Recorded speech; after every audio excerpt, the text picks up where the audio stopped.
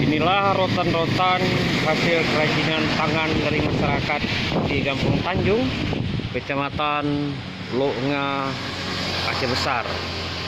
Seperti inilah bagi Anda yang mungkin berminat. Ya, ini hasil kerajinan tangan dari masyarakat. Bagus-bagus bentuknya. Kita lihat lebih detail. Ada yang motif berbagai jenis. Nih, ya. Kaca bagus. Ya.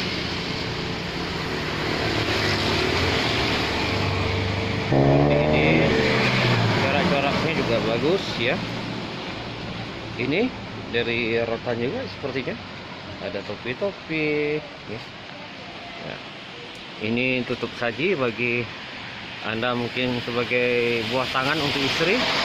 Iya, yang di rumah. Sip, ini buah juga nih. Nah.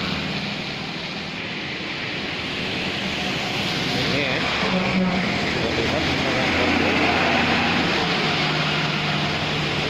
YouTube. Ya. Ini ya, hasil kerajinan ya.